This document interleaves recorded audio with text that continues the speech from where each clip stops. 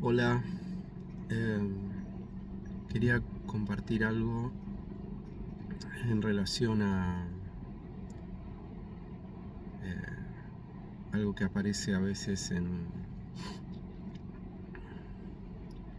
las personas interesadas en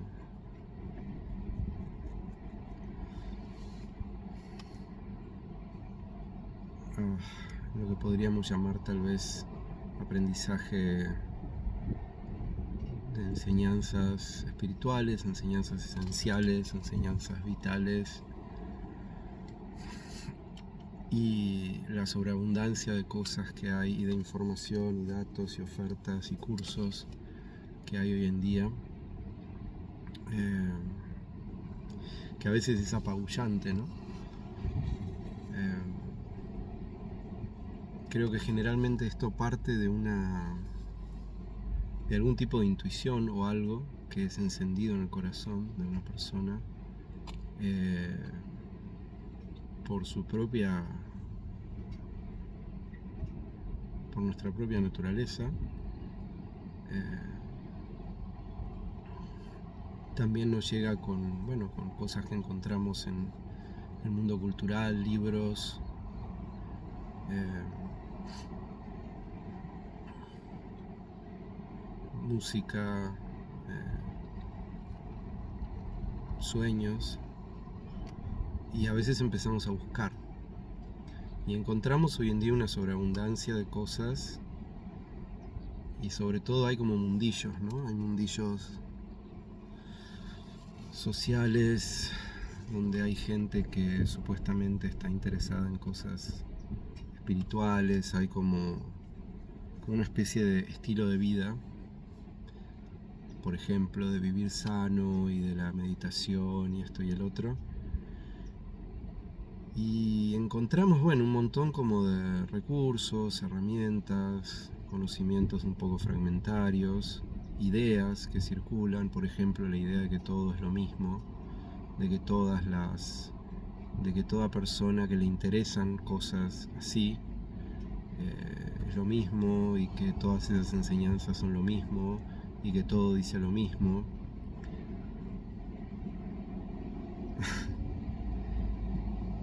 Quiero aclarar una cosa de antemano: no tengo un planteo, no es un planteo de criticar y decir todo eso es malo y esto es bueno. Quiero plantear una cosa doble, porque todo tiene dos facetas siempre. Una que es muy interesante, la posibilidad y la disponibilidad de información y de ideas, cosas que circula. Tal vez hace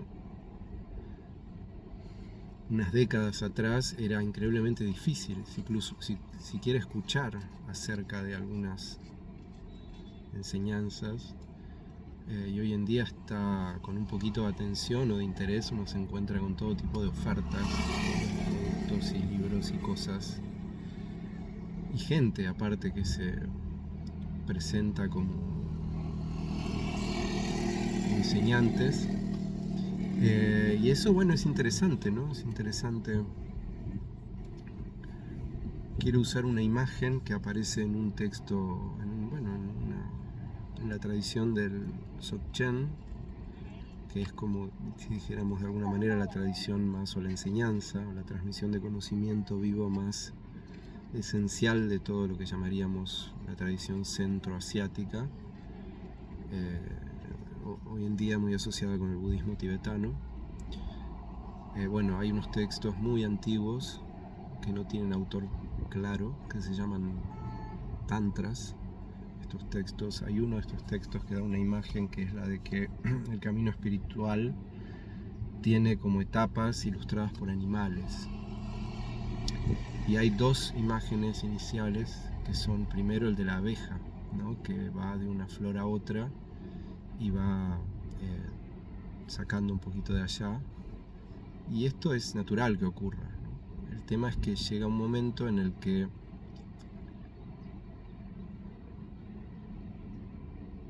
hay como una maduración natural de eso, en que se siente como un gusto, ¿no? A veces pasa encuentro en una de las fuentes que se encuentra, y se dice que después la imagen es la del ciervo herido que se retira a digerir, a recuperarse, a procesar, ¿no? Y ahí es otra etapa, ¿no? La que el proceso toma otro cariz, y generalmente en ese caso es muy difícil que el proceso continúe si la persona, el cuerpo-mente que está en este proceso continúa en la actitud de la abeja, ¿no? Porque ese señalamiento que se toca en esa destilación también empieza a cuestionar la naturaleza del yo, del sujeto que está haciendo esa búsqueda. Entonces, si la persona continúa en el rol de una especie de consumidor espiritual que sigue tomando de acá y de allá y de allá, es como que de alguna manera sigue escapando al dukkha, ¿no? El que hablaba el Buda, a esta especie de dolor fundamental, dolor psicológico humano, y sigue, que es lo que básicamente la mayoría de los humanos en general hacemos mucho, que es una especie de evasión consumista. Y no me refiero a consumo de productos, no consumo de relaciones, de ideas entonces es como que sigue la rueda y sigue siendo insatisfactoria, ¿no? Y todo en defensa de una especie de autonomía y libertad, ¿no? La idea es que yo no quiero dejarme condicionar, etc. Que está buenísimo como espíritu libertario, ¿no? Pero como hay un libro muy interesante sobre la enseñanza budista que se llama El Buda Rebelde, ¿no? Que plantea que el Buda tenía el espíritu de la rebeldía, pero lo llevó al extremo. No se quedó simplemente en el lugar de una personita que cuestiona esto y aquello y aquello y aquello. Ese cuestionamiento, esa investigación, llega a investigar cuál es la naturaleza de mi ser, de lo que ocurre, ¿no? De todo, y lo investiga experiencialmente, lo investiga directamente. Por eso el Buda mismo en unas enseñanzas dice: no crean nada de lo que se les enseña, pónganlo a prueba, ¿no?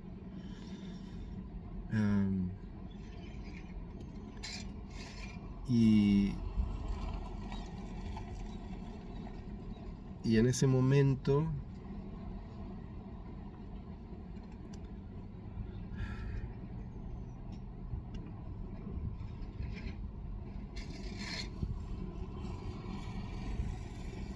necesitamos recursos para esta profundización de ese proceso.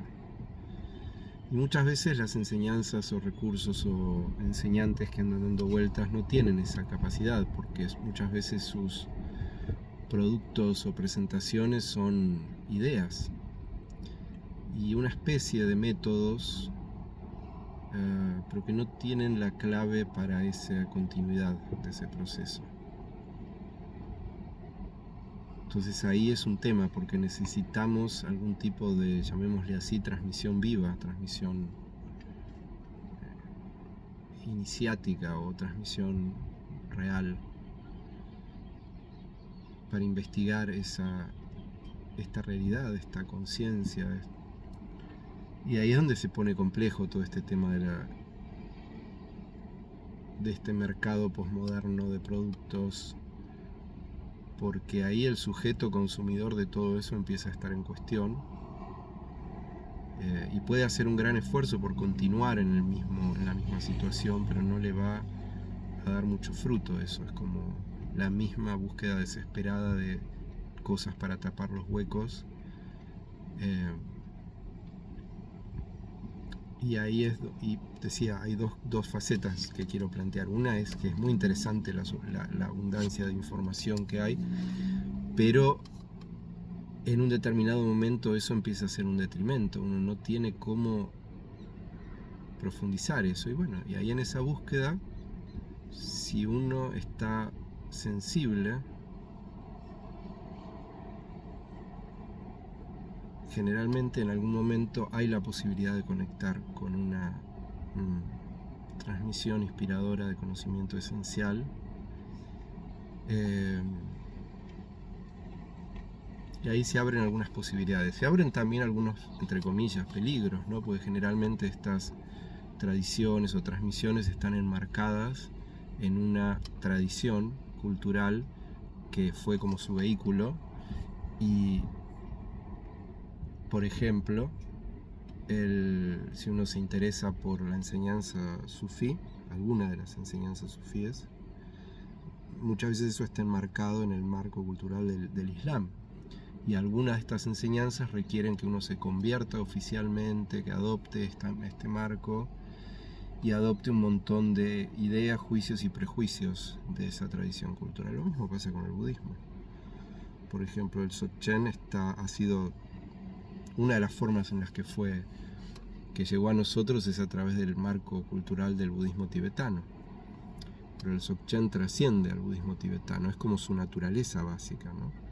No es su enemigo, no es que son enemigos, pero esto es parte del proceso, ¿no? En el que uno obviamente se encuentra en esa situación y recibe como herramientas de entrenamiento y al mismo tiempo mantiene cierta curiosidad y sensibilidad y, entre comillas, rebeldía, ¿no? Sana, no destructiva, sino, bueno, cuestionando, investigando. Y a veces puede ocurrir que algunas propuestas de estos marcos culturales sean condicionantes. Fueron marcos culturales que surgieron en otra época, en otro lugar. Con esto no estoy queriendo decir que no tienen validez, pero es todo un proceso que está ocurriendo, de hecho, ahora.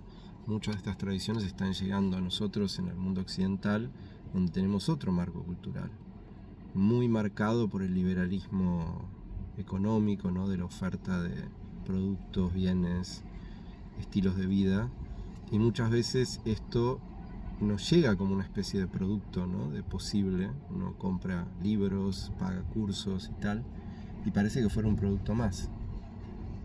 Y bueno, es así, es la forma de esta época, ¿no? Pero si ese proceso se queda solamente en el cultivo de una elección de un sujeto consumidor, no va a ir mucho más lejos. Sobre todo porque la vida obviamente tiene momentos en que las cosas no salen como queremos, y generalmente uno está en modo alegre consumista cuando está en una buena situación. Pero cuando, por decirlo así, las papas queman, ¿dónde tenemos refugio?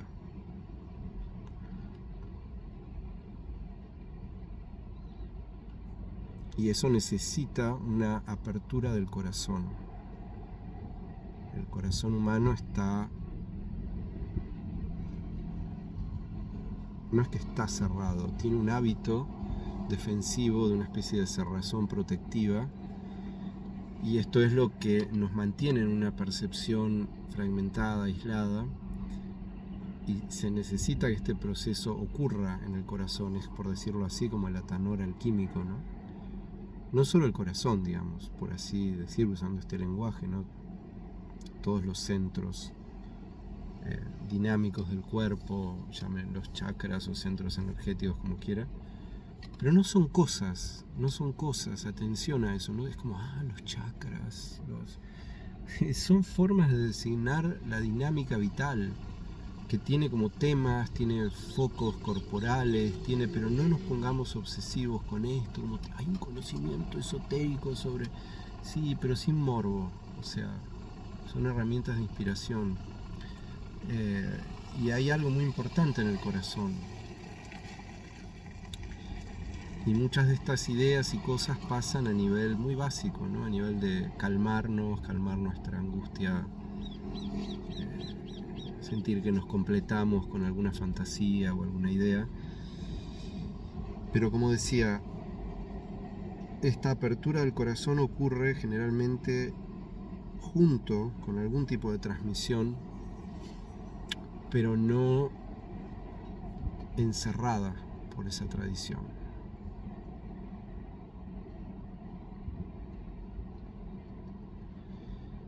Muchas veces cuando se dice que una persona, un aspirante a todas estas enseñanzas, tiene que, por ejemplo, tomar refugio en el budismo, tomar refugio en el budismo, hacerse budista formalmente o hacerse islámico. Generalmente creo que la intención es didáctica, es que una persona necesita como un entrenamiento y que eso lo da la forma exotérica, ¿no? Externa de una tradición. El problema con eso es que generalmente los humanos sentimos que necesitamos una identificación, ¿no? Nos da como un mito, como una pertenencia mítica, y nos da también una sensación heroica, ¿no? Usando esta idea del camino del héroe, ¿no? Necesita como un marco y un ideal, ¿no? Una mitología que lo inspire.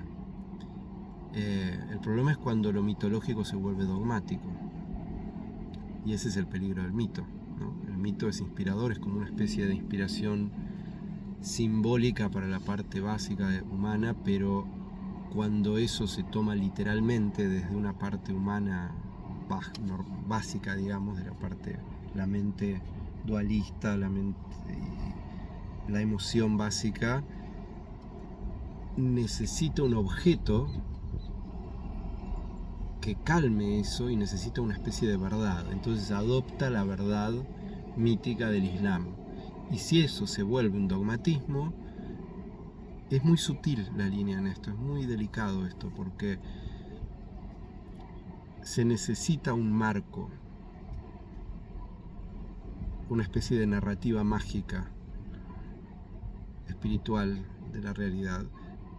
Pero si eso se vuelve dogmático, es como que eso está hecho para comunicar una parte sensible del corazón. Pero si las carencias de la personalidad son tan fuertes, la persona va a usar esas definiciones como una especie de límite cortante entre estos somos nosotros y los infieles, por ejemplo, ¿no? Y ahí empiezan los problemas, porque esa personalidad empieza a cerrarse, ese corazón se continúa cerrando.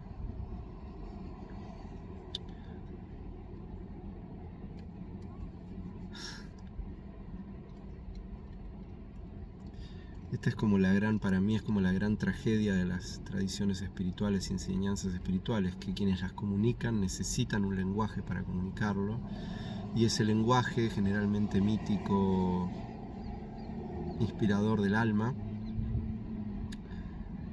generalmente es percibido por los seres humanos que no tienen esa experiencia o que no recuerdan esa sensibilidad como literalidades, y sienten que para que eso que están aprendiendo tenga como fuerza en su vida, tienen que sostenerlo y hacerlo, hacer que la realidad sea eso a la fuerza, ¿no? Y esto rigidiza todo, pero al mismo tiempo tiene el potencial de inspirar. Entonces nada, compartiendo esto, es muy interesante la versatilidad de esta época, la liquidez mercurial de esta época, ¿no? Infinidad de verdades, eso tiene un potencial muy grande, pero también tiene el potencial de dejarnos estancados ahí, en que la mente adopte ese estado como una especie de difusión donde no hay espíritu heroico. Espíritu, en términos sánscritos, se le llama sattva, esa cualidad sáttvica, ¿no? Por eso el bodhisattva es, entre comillas, el héroe del despertar.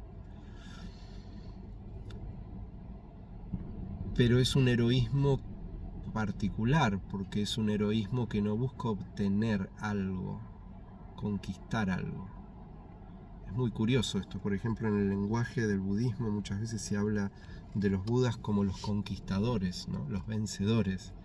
Y es tan gracioso, ¿no?, que se use un lenguaje marcial, un lenguaje guerrero. No estoy diciendo con esto que esté equivocado, hay una especie de actitud, es como el guerrero, ¿no? Como el camino del guerrero, pero no es un guerrero que quiere atacar a un enemigo y doblegarlo y subyugarlo. El arte heroico, espiritual, con espiritual no quiero excluir lo físico, espiritual quiere decir integral, por así decir, el arte heroico y guerrero no quiere vencer algo. También otra forma en la que aparece esto es en el concepto islámico de la yihad, ¿no? De la guerra santa, que en su visión, creo yo, más interesante no es la guerra contra infieles, sino es gesta heroica, ¿no? Interna.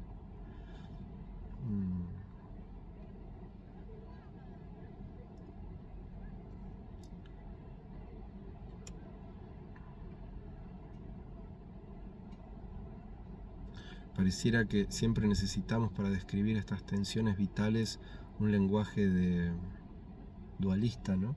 Por ejemplo, las tentaciones de Jesús en el desierto. Ahí aparece la encarnación del mal y lo quiere engañar, y Jesús, que es bueno, se resiste al mal y encarna el bien. O Buda sentado en el árbol, bajo el árbol Bodhi, que aparecen los maras, ¿no? Las tentaciones, y quieren vencerlo, pero él las vence porque él es más potente. Son como narrativas infantiles en cierto sentido, pero sin embargo hay algo de la cualidad heroica en el proceso espiritual que no puede no estar. Y ese es el peligro, eso sí es una opinión tal vez personal mía, ese es un poco uno de los peligros de esta época. Esto que Jordan Peterson llama la eliminación, el intento de eliminar todas las diferencias cualitativas, como desde cierta visión ideológica o filosófica de esta época estamos cansados de los autoritarismos y las arbitrariedades del pasado que en nombre de la religión o de alguna cosa se han usado como medios de poder. Hay como una especie de deseo de venganza de eso y de eliminar todas las diferenciaciones cualitativas, toda idea de que algo es mejor. Claro, es interesante obviamente eso, pero esto nos deja sin jugo mítico, sin jugo heroico interno. Pero si caemos en ver este proceso como algo literal en el que tenemos que vencer porque nosotros somos mejores o tenemos esta tradición que es la verdadera, también lo pifiamos. Entonces,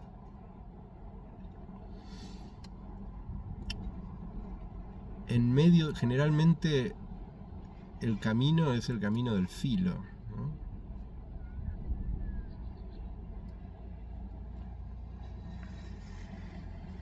Hay una frase de un escritor medio esotérico de hace unos años que siempre me quedó muy grabada, que es: uno no conoce la verdad de algo hasta que no conoce realmente el punto en que eso deja de ser verdad.